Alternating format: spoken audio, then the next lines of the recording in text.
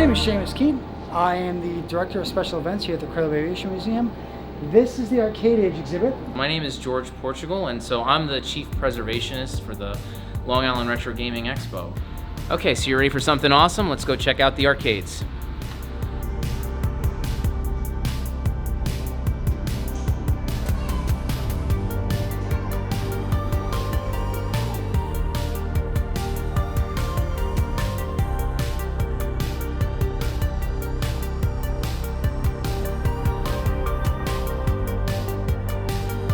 The history of the arcade starts right here with this game. This is Computer Space, and this was made in 1971 by Ted Dabney and by Nolan Bushnell. And for those of you guys that don't know, Nolan Bushnell is the person who would eventually go on to found Atari. One of the most important things about this game is the fact that the arcade and video games as we know them right now, as of this year, is 50 years old, which when you think about it is quite an accomplishment. The museum and myself, I came into this cabinet years ago.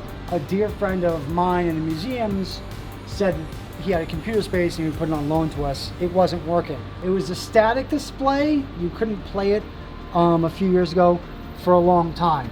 I knew what was wrong with it. The original TV chassis for this game, that was broken into about 3 or 4 pieces. Fast forward a couple of years, and I meet George here through the Long Island Retro Gaming Expo. Yep. And George kind of came to me. He's like, well, you know, I tinker with boards and stuff, and I'd like to see if I can repair it. Yeah. And then I didn't know George from a hole in the wall. Of course, I know him now and love the guy. But I was kind of like, you're not going to tinker with my computer space board baby. if I can't even tinker with it. Yeah, Take it from here. Yeah, sure. So, I mean, I started by just going through the board, and the board was actually in great shape. I replaced all the capacitors on it because they were 40-something years old, 47 years old at that point or something like that.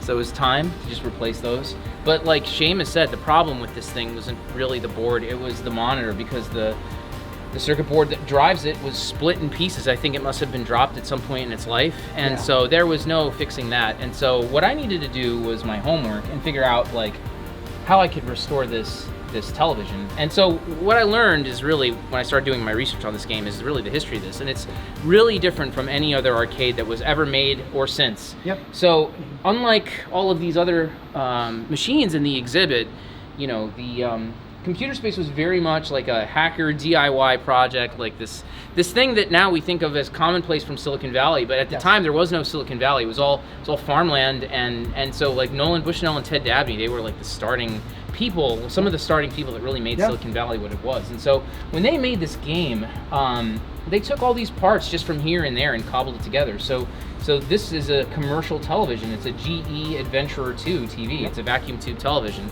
The coin chute and the coin mech is all from a laundromat. The coin bucket is a paint can with a hole cut in it. So it's like everything is really DIY in this. The cabinet is not a wooden cabinet like the ones we think about. It's a fiberglass cabinet. Bushnell designed it, and then he went to a pool company. It was a buddy of his who made jacuzzis and pools and tubs. And he's like, yo, dude, I can only describe this cabinet in one word. I still think to this day, it's just a sexy cabinet. It's made in 1971, you know, right? Tail end of the sexual revolution in this country, out in California, a bunch of hippies. So here's the control panel for Computer Space, and what's weird about it is that it's kind of backwards compared to what you're used to as a modern gamer, because your movement buttons are here on the right-hand side, and normally you'd have that over here. And then your action buttons, which is to move, which is like to thrust and then fire your missiles, they're over here on the left. So if you've played Asteroids, it's a similar kind of experience. But another also confusing thing is that when you put in the quarter, you actually have to hit this little start button in order to do anything too. So I've seen many people come in and try to coin up, and then they're like, okay, now what? Nothing happens.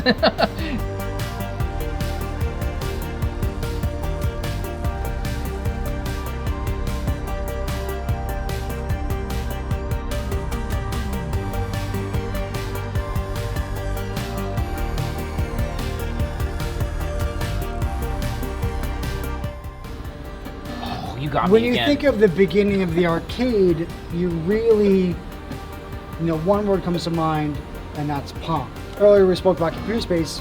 You really kind of have to be a real purist or A pretty big arcade nerd to even know pretty about. big arcade about nerd to Computer know Space. about the history of Computer Space. Your first inkling of arcade, or Or what what's is the first what is video the first game? video game is going to be. It's going to be this. This. It's always going to be Pong. This game is responsible for kicking off the craze. George, you can talk to you guys about this cabinet because this is his labor of love. We didn't have a Pong for the exhibit. I can never find one or afford one. So this Pong isn't just any old, you know, I mean, they're special enough as it is.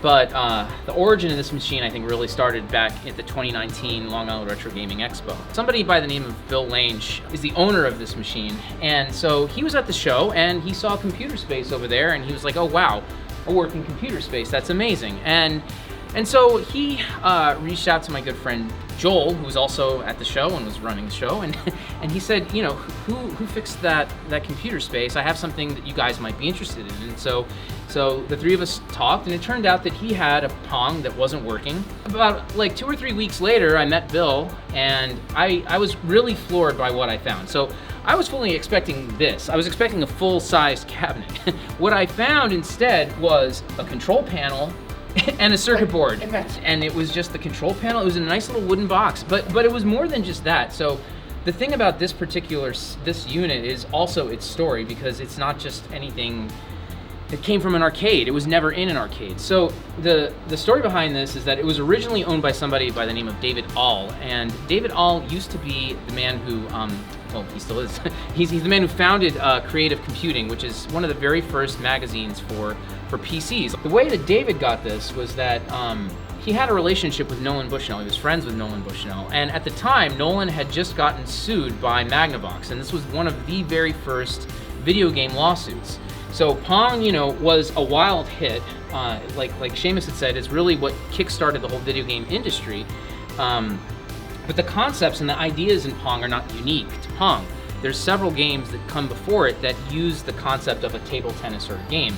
And so one of those predecessors is Magnavox. They created the very first home video game console called the Odyssey, and they had their own table tennis game. You know, as soon as they were successful, Magnavox sued the pants off of them, and they sued the pants off of Bally and Midway and Chicago Coin and all the guys who made clones of this because it was their intellectual property. In the court case, David was basically hired by Nolan because David was a specialist in early computing history, early video gaming history. So David was called on the witness stand and basically stated that, you know, that the ideas here are neither unique to Atari nor to Magnavox.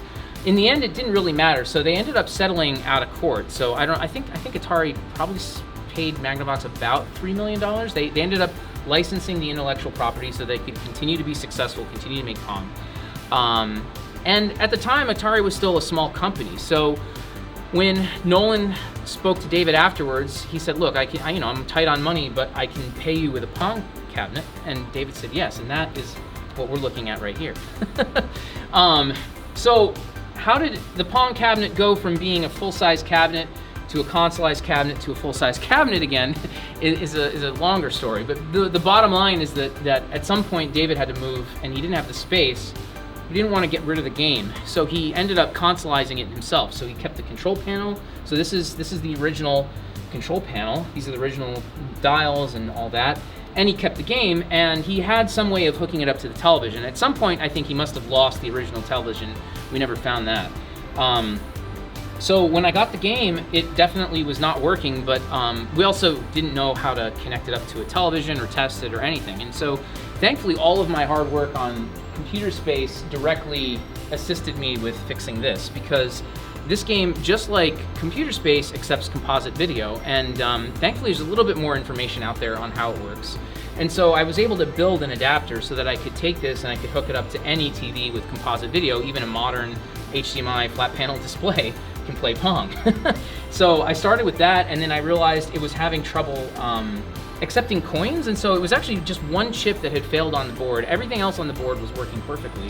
So within like about 2 or 3 days after getting it, I repaired the game. So that was great. Everyone was happy, Bill was happy, I was happy, but I wasn't really happy because I wanted a Pong arcade. And so thankfully, the schematics for this game exist on the internet. So you have people who own Pong arcade cabinets who have measured out all the dimensions of this.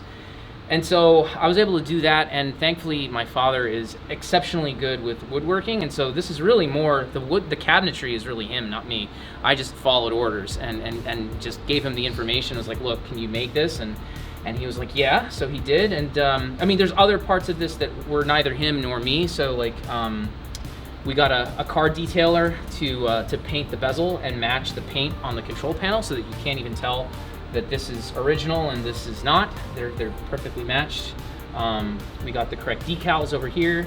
But other than that, everything else was something that you know, me and my dad put together, and so now we have this, you know, Pong machine fully restored and working perfect. I'm partial to a lot of the earlier with regards to bezels. Yeah, the Golden Age games. The Golden Age games, and even into like the early 80s, because you know, arcade games are derived from, obviously, from pinball. So you had Midway, Bally, you had Stern.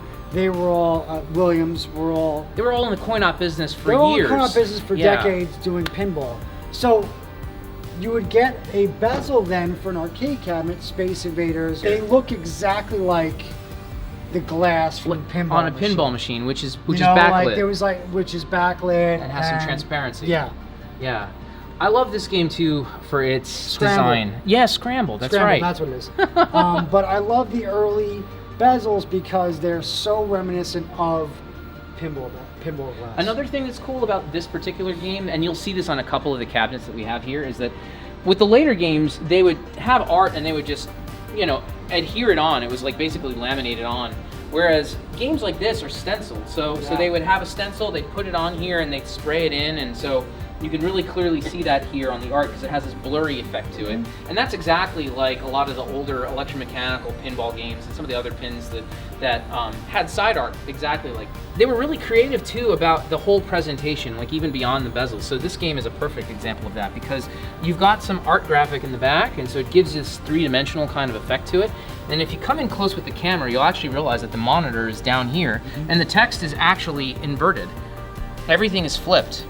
And so it reflects onto a mirror, and so you're actually playing what's reflected onto a mirror. And this is something you'll see in a lot of games. This is one of the first games, I think, that really kind of did this. It just gives it a really cool presentation. Something real quick about the Asteroids, about our Asteroids, is that you can tell if it's original Asteroids. We call these the owl coin doors, owl eye coin doors. Oh wow, that is so cool. So that's I never even knew owl that too. eyes. So they're super hard to find. They're rather expensive. Tells you it started life as an Asteroids, or it started life as a lunar lander. A lot of people don't know that lunar lander predates Asteroids by about a year or so. How did we get an arcade in an aviation museum? It's a great question. Very, very forcefully, like we had to jam it down people's throats.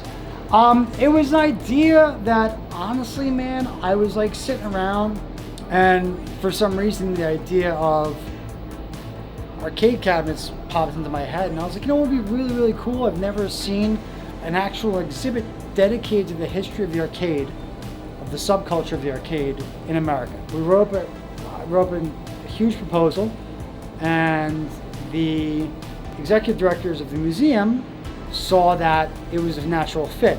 William Higginbotham, Tennis for Two, is one of the first video games, even though it was created on an oscilloscope, ever made. Developed in Brookhaven Labs. So basically you had a bunch of these like rocket scientists, and they were messing around, they created a video game on an old oscilloscope. So the relation to Long Island history was right there, and that's how I kind of got the approval on it. There is a long story to tell about the arcade. The first 6 months were the hardest because everyone basically thought I was crazy. They thought we were crazy. They're like, you're never gonna rebuild an 80s arcade. A lot of determination, a lot of going up and down the East Coast and even out west to get certain cabinets. Spent a lot of time inside the cabinets learning what to do and how to repair them, and definitely several times electrocuted. What can you say about either of these games that hasn't been said already? Frogger and QBert are just so simple and so brilliant. There's no action button on either of these games. Yeah, just one player, stick. 2 player start, it's just a stick, you just move. That's it. So anybody can pick it up. So with Frogger, you move to the top of the screen. With QBert, you move to the bottom of the screen, back up, around, diagonally, and that's it. simple. Yeah, so the premise is pretty simple. You just gotta, knock down all the turtles or whatever creatures come out of the pipes and not let them hit you. It's definitely different if you're used to the original Mario games, because the jump mechanics are just totally different. The jump physics are not perfected yet, No, they're not. No. I'm sure this was Miyamoto as well, but I don't know for certain. It is. Yeah, Yes. I'm pretty sure Yes, it would be. Tetris, Atari Tetris.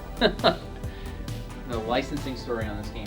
Once it became a hit, like everybody went crazy trying to get the rights to this, and so Atari managed to get it for the arcade, but not for the home. And there's a huge lawsuit between Nintendo and Atari, or literally Tengen and Atari.